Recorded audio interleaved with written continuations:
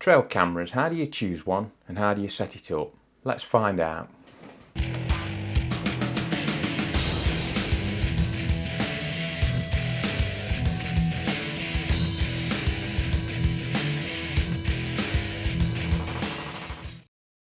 So, trail cameras at the most basic, something like this, really all they're designed to do is to sit in a place for days, sometimes weeks, and then have some form of trigger inside them that triggers either on movement or on heat.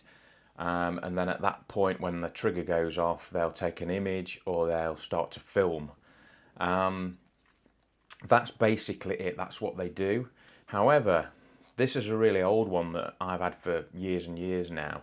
And in sort of recent years, there's been an explosion in the number of trail cameras available. I've just got a small selection here that I use, and the features that they have on them have also increased exponentially. So it's really difficult.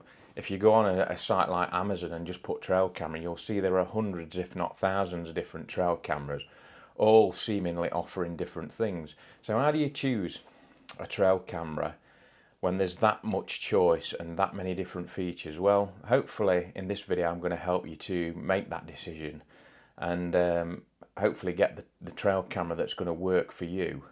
So by far the most important thing that you need to consider before you even look at buying a trail camera is to decide yourself what you want it for. Now that might seem like a simple question. You want it to record wildlife. But why do you want it to record wildlife? Do you want pictures? Do you want film? Why do you want that film? Why do you want those pictures? Are you just somebody who's got a camera they want to set up in their garden, leave it there for long periods of time just to see what's visiting their garden? Sometimes people use them if they've got something getting into an area that they don't want getting into, just to check what it is that they've got coming into that area. Myself, I tend to use them for a couple of reasons, and that's why I don't get rid of any of my old trail cameras, because some of them at the most basic form will do the job for me. They will tell me what is in an area, and that's all I need to know. But then on the other side, I also use trail cameras to provide some of the footage for my YouTube videos. Anybody who saw the Aberdeen wildlife one I did last, when I took pictures of pine martens, that was basically done with this trail camera here.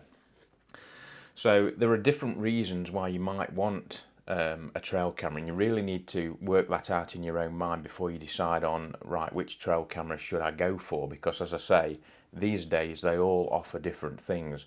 So that's the first question to answer. Why do you want it? What do you want it to do? So you've decided why you want your trail camera and what you want it to do.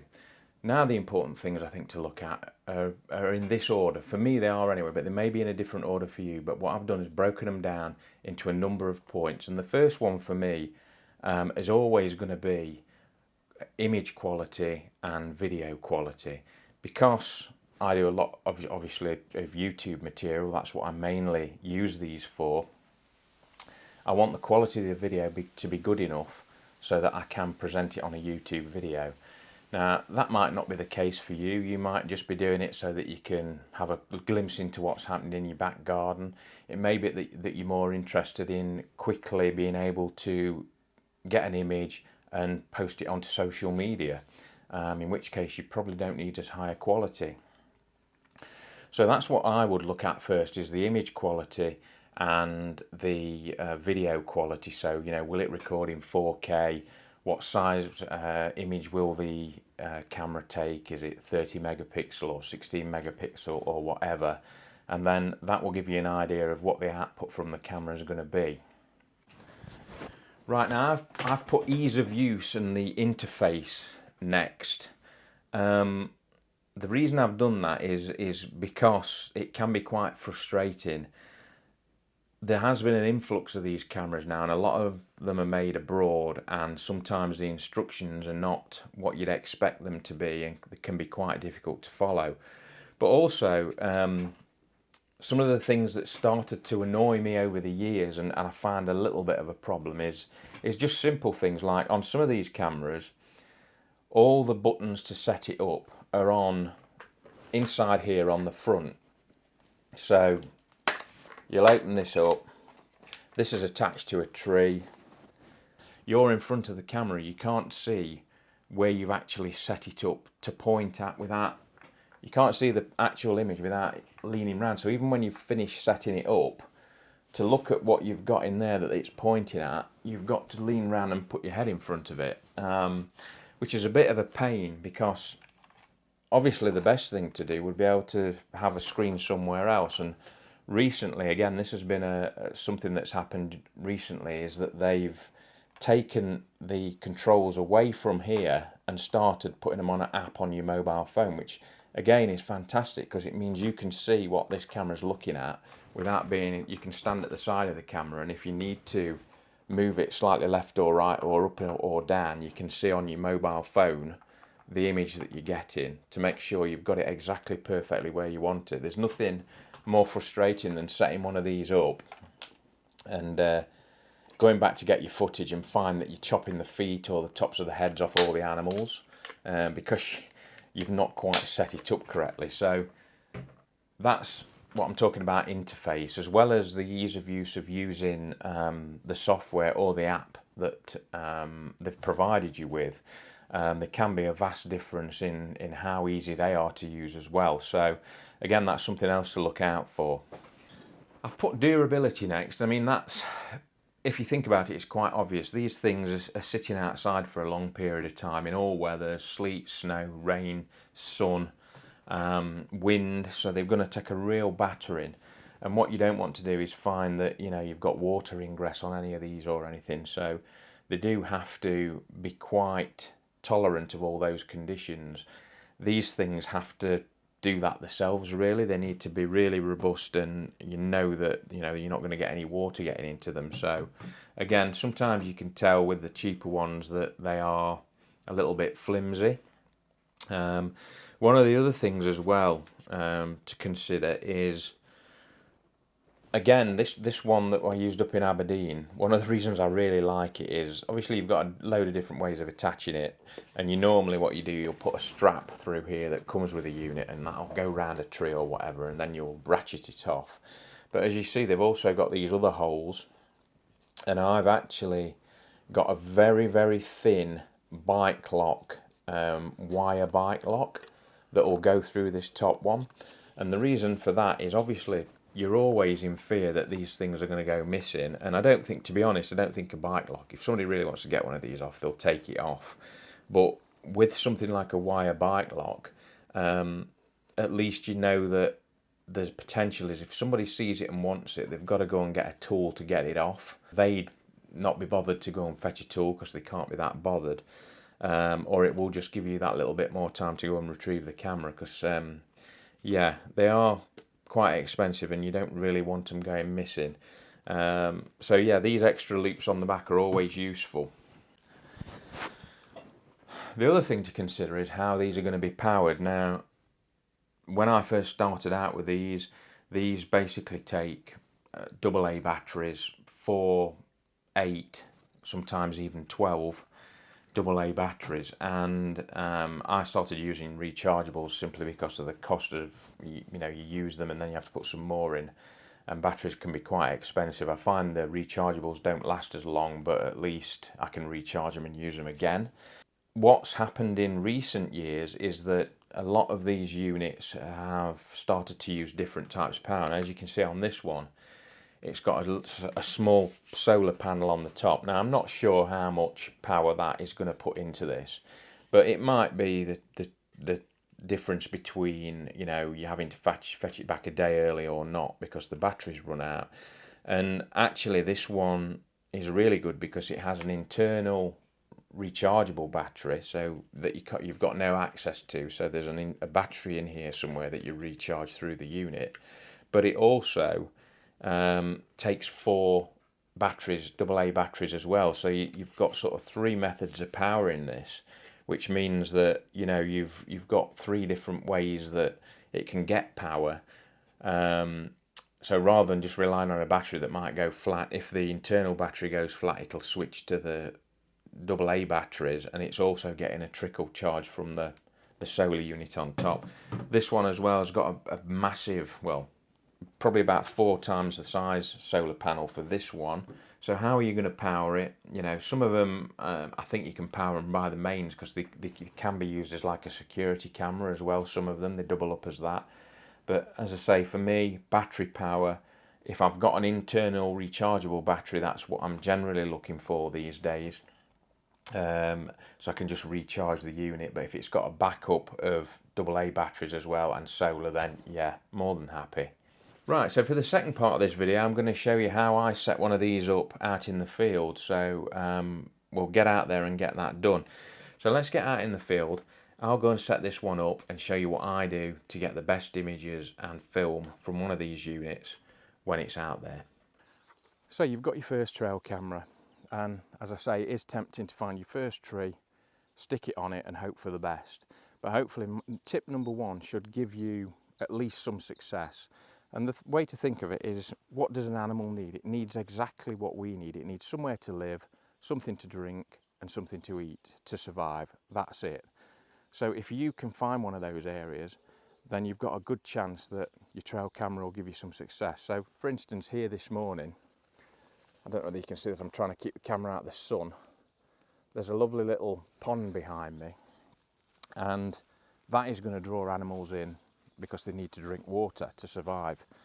And just to prove that, this little track that runs down to it, I didn't notice as I was walking in.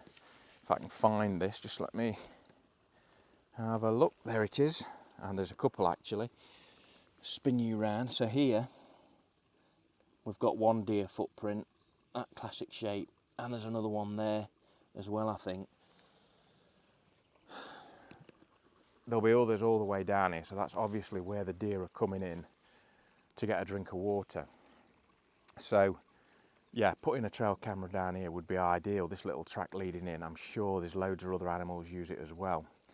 When we're talking about food, probably a good example is things like jays.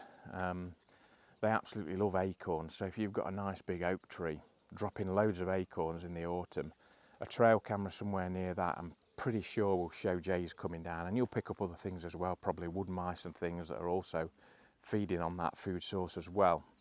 When we're talking about homes, where I am today, I've actually come to put this trail camera up, which is what we're going to do in a bit, because it's my local badger set, but it's such a big badger set that it's quite difficult when I come with the big camera to try and take some images.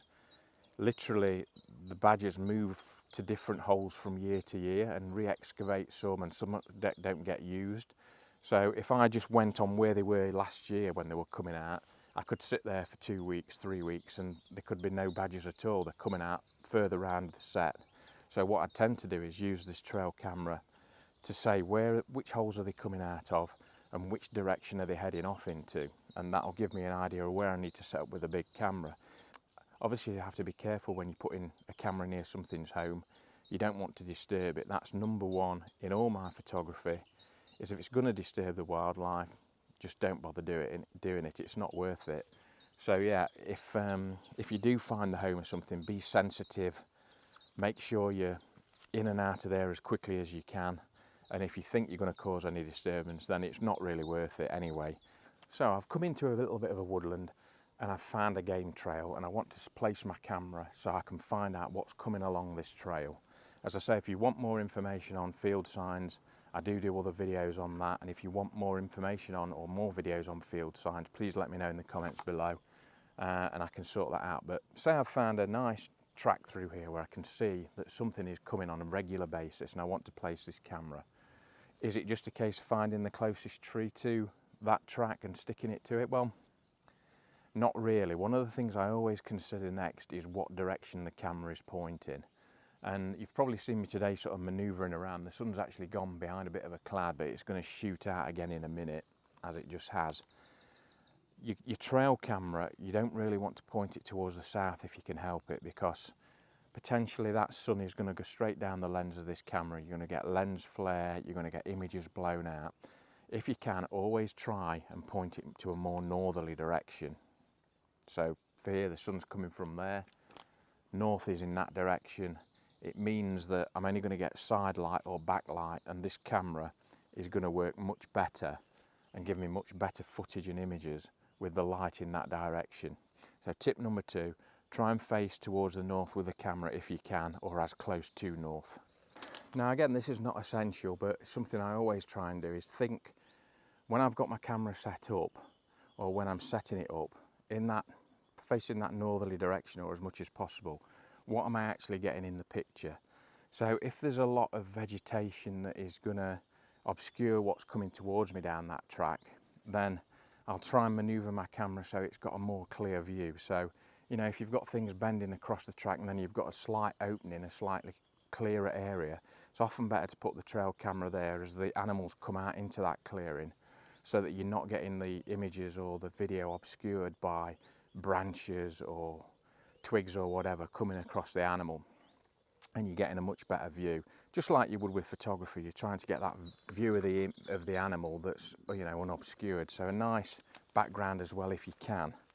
The other thing to be careful of when placing a camera is things like try and anticipate what might be in front of the camera in certain conditions. So if you're fastening it to a tree trunk and there's branches or twigs coming up from the ground, they may not be in front of the camera when you place it, but if you get any windy conditions, it might be that you've got a branch whipping across the front of the camera, and it'll trigger the camera, and basically you'll get loads and loads of images and film of nothing in particular, just where the branch is just whipped across the centre and set the motion sensor off.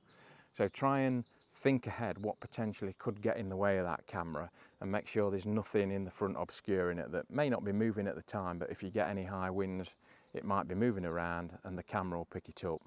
When you find a tree to attach your trail camera to that you're happy with, the general rule of thumb is that you want it 1 metre off the ground, which is, you know, not too bad a rule to go by. However, what I tend to like to do is tailor it to the animal that I know I'm going to be getting. So if I'm doing something really small like stoats or weasels, there's no point really having it really high up, and I don't really want to angle it down. I don't want shots from above, so I will take the camera lower down. But if you're generally just setting up for the first time, you don't know really what's in the area, the best thing to do is to go for about 1 metre. And what I also do, you'll often find that when the camera sits up against the tree, it looks straight out. What I'll often do is I'll stick a twig or a stick behind, just so I can angle the camera down, and that then enables me to sort of cut out more of the sky as well. So again, I'm not gonna, if I'm looking through the trees, I won't get that blown out image. Right, I've come out of the set area to record this last bit. I never like to spend too much time down there, even in the middle of the day. I hope this video has been useful to you. I hope you've picked up a few tips in getting your first trail camera, if that's what you're trying to do, and it's given you a little bit of an insight on what you need to look for. I hope this section on setting one up will give you quicker results than if you were sort of starting from scratch.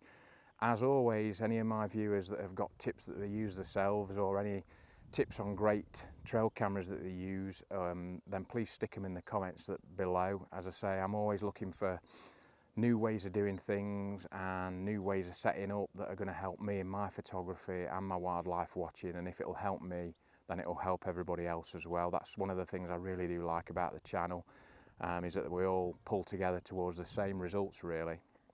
Anyway, that's me done. I have left an affiliate link to the trail camera I'm using today down in the description below. That's simply because I've had a lot of comments from my Aberdeen video asking which camera I was using, because they were obviously impressed with the results as I was. Absolutely stunned with the footage I got off there.